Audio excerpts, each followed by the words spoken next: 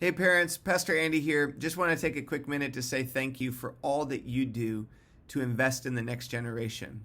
Every time that you pray, every conversation you have, God sees it, it matters, it makes a difference.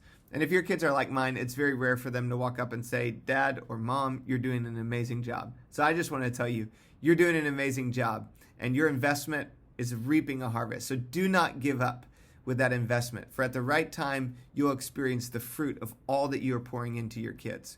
Now, you may have already heard this. We're entering into a season called the One Life season for us as a church. And one of our primary goals is to partner with you as you're discipling and training up your kids.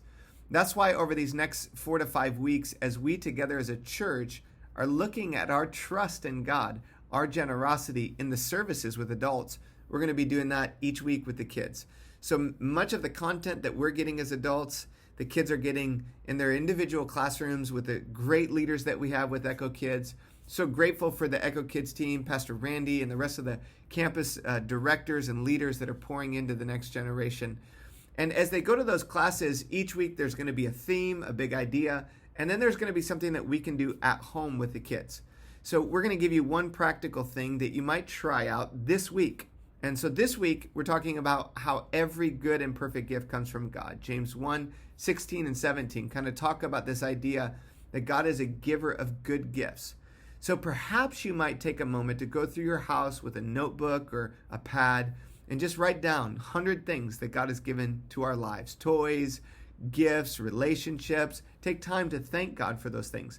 And then we want to connect the generosity back to our gratitude for all that God has done in our lives. And you can do that just by saying, kids, look at what God's given. What can we use of this list to bless or to help somebody else in our lives?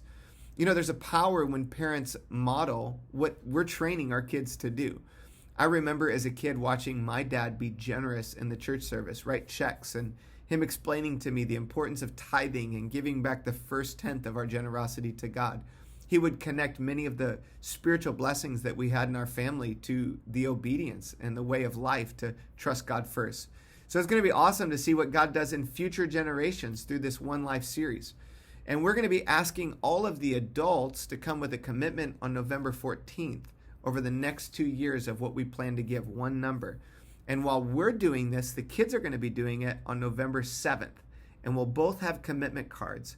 What I want to encourage you to do is take that commitment card with your kid and pray through it. Stacy and I are going to be doing this with our kids at home, having conversations. We're letting them know that we're leading the way with generosity and we're inviting them into that journey. There are going to be many thousands of lives for generations to come that are blessed because of our obedience during this season, and some of the best blessing is going to come on our kids, future grandkids, as we trust in the Lord. And we thank him for all the good things that he's done in our lives. Hey, you matter. What you do matters. And we love and appreciate you for your investment in this church and your children. And we're excited to see what God's going to do over these next few weeks as we pray together with this One Life initiative. God bless you guys.